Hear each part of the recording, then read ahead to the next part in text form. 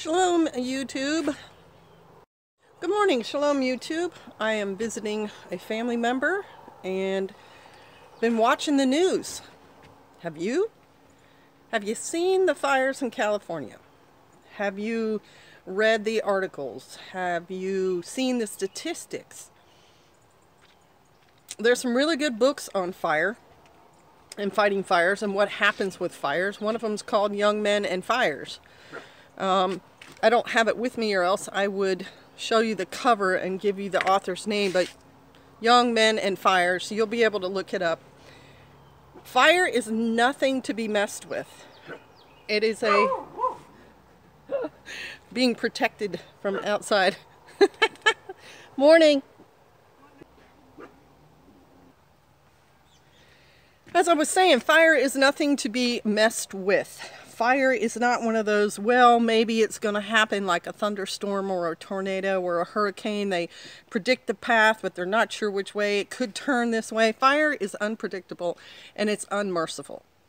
There's a very poignant video that Pastor found online that shows a man going back through his neighborhood. Somehow he managed to get down in a creek bed area and the fire passed over him. And he drives by the cars of his neighbors and friends who were just delaying that much before evacuating. He said the one lady was going to put makeup on, and the fire overwhelmed their cars and incinerated them. And fire will burn once it gets going, big time, 1,500 degrees and more. There is no surviving that in your car. It completely consumed the car, all the interior. What you see left is just the metal and then skeletons. And it happens that quick. It rolls right over things. It creates its own temperatures, its own climate within the fire, and everything that's being burned goes up, and then the fumes catch fire and go up. It's just nothing to play with. And so if you're in an area with fire danger, you need to get ready. You need to be prepared. And the best thing for you to do is leave. It really is. There's another story about a town, I think it was in like Wyoming in the late 1800s, that had 3 railroad tracks that kind of went through the town, and 3 separate fires hit that town at the same time and engulfed it. And people who hid in the pond were steamed to death because the fire rolls over the pond and it heats the water to such a temperature you can't survive it. People who hid in their basements suffocated to death because when the fire rolls through, it sucks up all the available oxygen and superheats the air. The only people to survive that fire were on a train, and they were racing in front of it, and that train was on fire. So if you're told evacuate, if you are, in the pathway of a fire, you must leave or you will not survive. What is your plan for that? You should have one. You should have a working vehicle. If you don't have a working vehicle, you should have a bicycle or a 4-wheeler or something if you don't have a car. And if you don't have even any of that, start walking. Walk now. You can get, 20 miles in a day. You can be 60 miles away in 3 days. Have a horse, donkey, an oxen you can ride, something. You're told to evacuate for a fire, do it. Do not mess around. And then there's the after effects. I read this morning norovirus is now going through one of the camps in Chico, California. The people who are displaced by the campfire, as they call it, are now in tent cities because there is no available housing. I don't want to get the statistic wrong. You can look it up, but I think over 7,000 houses have been burned in that fire, and the mayor for the town said, we don't have any extra housing here. We didn't have any before the fire, and now we're in a deficit. And so those people who have been displaced by the fire, who are poor and cannot rebuild their own homes, are going to have to move. They're going to have to relocate somewhere. Would you be ready for that? Would you be ready to move somewhere else? Because your home has been destroyed and you didn't have insurance and your home wasn't worth anything? you better start thinking about it. You better start thinking where you'd want to go, how you'd get there. You might even want to become knowledgeable in aid and how it works and how you apply for it. Make sure you've got at least ID on you. You know, you don't want to show up somewhere with no ID, because then you have to start from zero. Take lessons from these natural disasters, because they are more likely to happen to you than the end of the world coming. These disasters happen every year.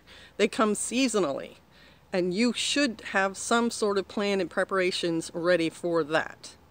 The norovirus is a virus that is diarrhea, fever, and it's caused by overcrowding. So if you were going to be put in one of those camps, you may have to deal with something like that. You have to deal with cleanliness issues, sanitation, and the people around you have to be clean. And if they don't, they can contaminate the common water source. You want to think about that. Living off grid really makes us aware and focusing on cleanliness and using the small amount of water we have in a judicial, in a smart way every day. Washing our hands, washing our dishes, washing our clothes, all of those things come into play. You could practice now. You could limit your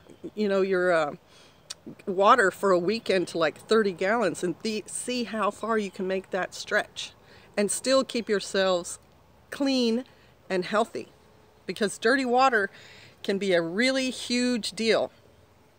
Norovirus is not the only thing that can be passed through dirty water, and it can make you very, very sick. So watching the first two clips of my video, I realize I've got a Cassandra effect going on with you all, that I'm not prophetic. I'm not peering into the future. I'm just common sense looking at situations like natural disasters and trying to say to you, hey, think about getting ready for something like that. I have talked about fire in other videos, so I'm going to get to the point really quickly. I care about your personal safety, and I really want you not to be overwhelmed should something like this California fire happen in your area. And you know there are natural disasters of all types. You know, earthquakes, floods, storms, ice storms, snowstorms, just anything that's going to disrupt your daily life. But you can take steps to deal with those things, and that will make your emotional and spiritual level a lot better than if you just, what happened, and you're in the middle of it and you don't know what's happening to you and you're powerless.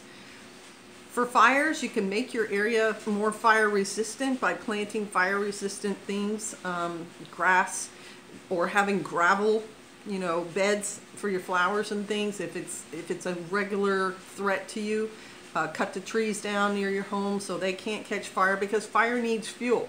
If you take the fuel away, it cannot burn. There's also fireproof or fire-resistant paint. It's expensive. I think it's $150 a gallon, but you can find it if you do a search online. And if you paint your house with that, it's going to make it way less likely to burn. Another suggestion I have is have a credit card. Have a credit card that you don't use for anything. That's your emergency backup that's active. Obviously try to get one with no yearly fee or just a very small one, and keep it on your person, you know, in your wallet, in your pocket, so that if a disaster happens, you can use that to get yourself out of it and then deal with it later, you know, make the payments on it later. I hope this helps. I hope you understand that my videos are not to scare you. They are to get you thinking about things so you can plan and you can prepare. I'm not saying the sky is falling. I'm saying if the sky is falling, do you have some sort of umbrella? All right, bless you. Shalom.